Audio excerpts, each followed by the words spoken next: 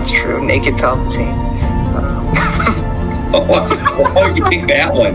Fresh out of the clone tank, nude Palpatine is my Well, that's the first thing I think of when you say Dark Empire Palpatine.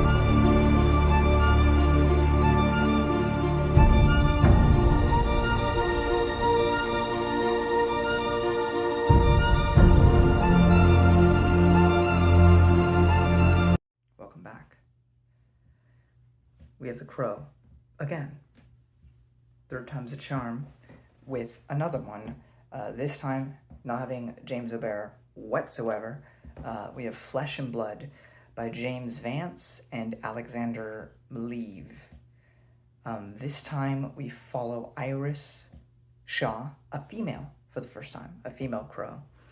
And she is working for like a nature, like a bureau that protects nature and whatnot, like a conservationist. I don't know what you exactly would call that, but she stops some poachers, and she ends up getting, and the whole I keep saying precinct because it kind of like reminds me of like a police place, but it's not.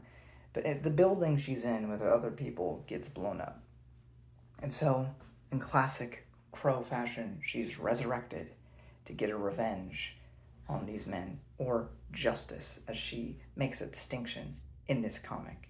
And she does do that. But I think what's a little bit different from like Dead Times and the original Crow comic is she has the opportunity pretty early on to get revenge explicitly on the person who got her dead in the first place, which is usually how at least the last two series has ended.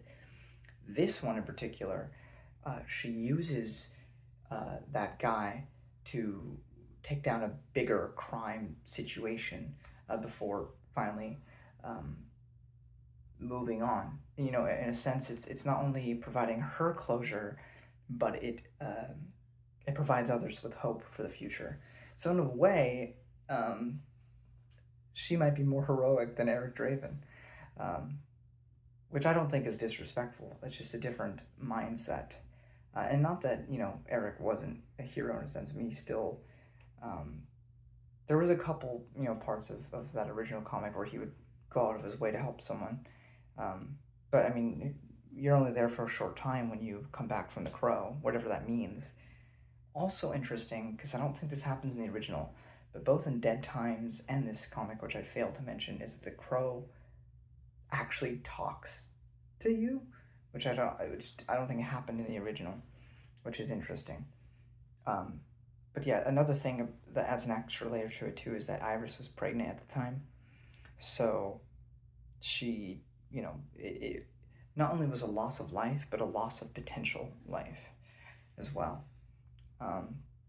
There's also some stuff that was maybe going on in the 90s that I'm not particularly grasping on at this point in time, because I was born in 2001, but there's certain stuff mentioned politically that I wasn't exactly sure completely what was going on, but it did mention, like, you know, like right-wingers and people that claim to be pro-life so ready to murder, which I can't speak to the 90s. I don't know what was going on, but I don't see too many pro-lifers murdering people nowadays, but be that as it may, I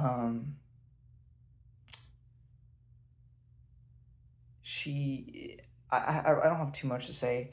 There's a weird moment in the beginning with her boyfriend. The first thing she does when she comes back is goes to see him, and she, you know, is trying to be a bit romantic, which you know, she is a corpse, so that is, I mean, she's not, it's a weird thing, and I just think it wasn't necessarily handled. It was a little weird, that section, but other than that, it's kind of your standard affair. You know, she gets her revenge, her justice, and it ends with her blowing up kind of the leader of the whole crime situation and blowing herself up, and then the comic just kind of abruptly ends. So far, none of these comics have really hit the emotional beats of the original, which, I mean, is understandable with how personal the original one was. But As it stands, I definitely think it goes Crow, Dead Times, and then this one. Though, in terms of messing with the lore of the franchise, I think Flesh and Blood is safer, tamer one. But again, here's the thing where, like, instead of remaking something that you shouldn't be touching, because Brandon Lee was perfect as Eric Draven, why not pull from these or be inspired by these and make your own thing? Because again, the only thing, and I said this in the last time I talked about The Crow, the only thing necessary to qualify you as a Crow movie is, well, one, have the rights to make one, but be brought back after being wronged. There's so many possibilities with that. Instead of rehashing Eric Draven, let's do something different. Because I do think this franchise is, well, a very small franchise. I think it's shafted. I think it could be a lot more if they just would do it. But instead, we got that, unfortunately, completely. I'm sorry, the Bill Skarsgård. Just, it shouldn't have been made. But yeah, I thought it was fine. Not as, I mean, there was no James O'Barr this time, so that's probably why. I still think the art's really good. Something about that art in these Crow comics, it just works with me.